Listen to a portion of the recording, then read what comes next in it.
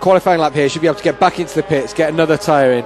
That's why I fancy that this could be his first qualifying. That was just a soft race time, because they can see by the pace that Hayden set that they've got a long way to go, and I feel that Rossi does have time to get 2 laps in. We'll see now, won't we? Danny Pedrosa, meanwhile, sets his fastest lap of the session at 1:37.4, shaking the head from Danny Pedrosa, so obviously not 100% happy with that. Obviously he's not 100% happy because provisionally he's not on the front row. Meanwhile, Makoto Tsunoda makes his way around on the Dunlop Yamaha Tech 3 machine, that bright yellow bike. Don't miss that one in a crowd, do you? You don't, do you? The flying banana. So he comes round outside on the outside of the Parabolica, winds on the gas now, head underneath the bubble. What can Tsunoda do? Currently sits in 8th position in the qualifying hour here. He crosses the start-finish line. He doesn't improve his time, a 1:37.789.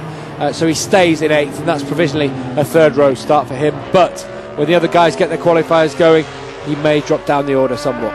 And Casey just heading out again on a fresh set of tyres. So look at that for that lap time to come down even more dramatically, as Rossi will be about coming close to completing his first outlap.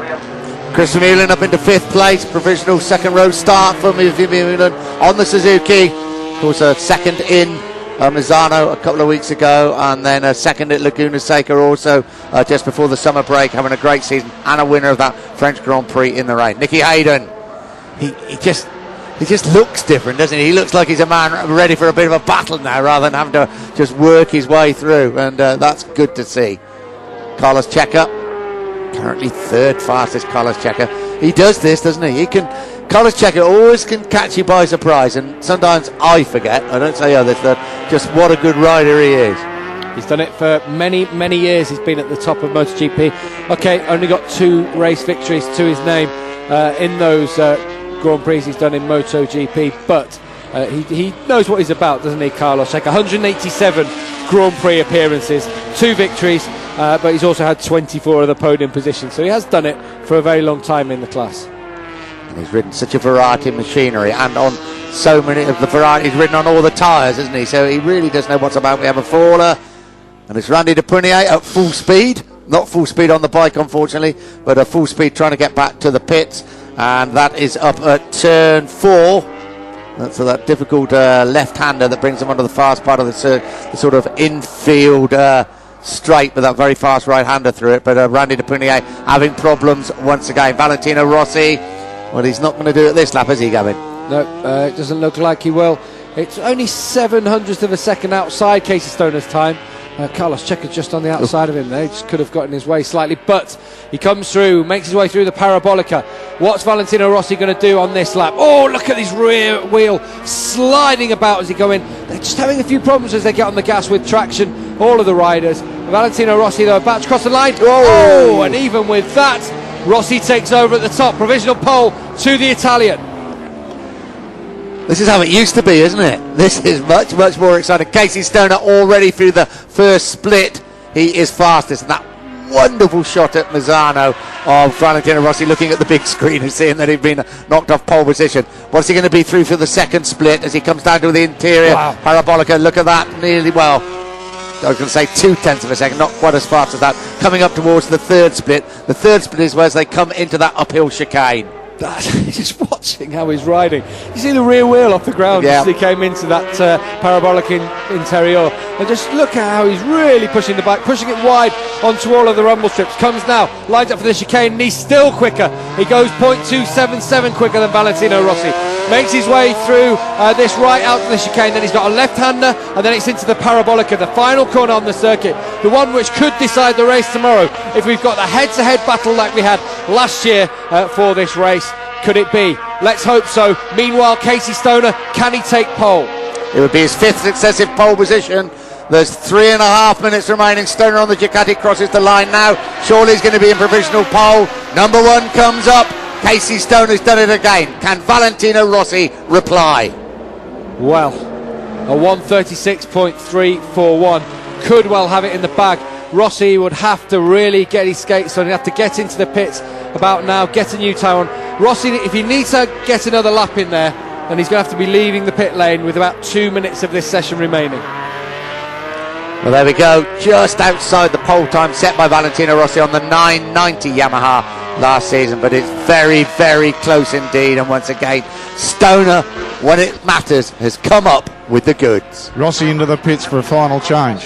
Here he comes, 2:54 remaining in the session. The clock is counting down. The speed limit, 60 kilometres an hour inside the pit lane.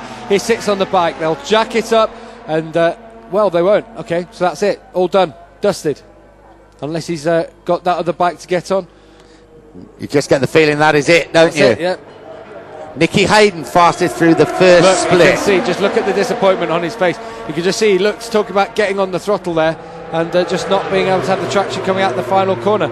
It looks as though that's it for Valentino Rossi, and Casey Stoner could be on pole unless Nicky Hayden can come up with the goods. And here he is, as you said, Nick, through the first two splits, 0.045 outside, and Danny Pedrosa's also going to pile pressure on at the front. This is not what Valentino Rossi wants to see. Up towards the uphill chicane, there'll be the third split as they come out of the right at the top. Oh, it's still close, isn't it, Nick? Very, very close indeed. Now, what can Nicky Hayden do? What a boost this would be. Through the left part of the S's now, and then the world champion for 2006 on the Repsol Honda. Can he take his first pole position of the season? He's into the Parabolica. Comes through the Parabolica now for the final time. Comes through, gets on the gas, flicks it up a gear now. Nicky Hayden, where will he start the Portuguese Grand Prix? From the front, Nicky Hayden, pole position for the American. What a brilliant performance from the reigning world champion at a track that brought him such bad luck in 2006. Can his teammate challenge him, but in qualifying this time? What a lap by Nicky Hayden. Now, Danny Pedrosa surely is nearly 4/10 of a second down. Where he's going to finish on the grid? Can he be on that front row? We wait to see. Pedrosa crosses the line now, and Danny Pedrosa fourth fastest, so he heads the second row of the grid. But what a day for Repsol Honda, what a day for Michelin, and what a day for the Kentucky kid, because Nicky Hayden starts the Grand Prix in Portugal here in Estoril in pole position. I look down the chart as you do, Gavin. I don't think there's anybody out there now that can catch him. Not at the moment, just 45 seconds remaining in this session. We've got Sylvain Guintoli, he's out on track and he's up into the second row position of sixth. What a brilliant qualifying performance that would be if Guintoli could stick there for the race.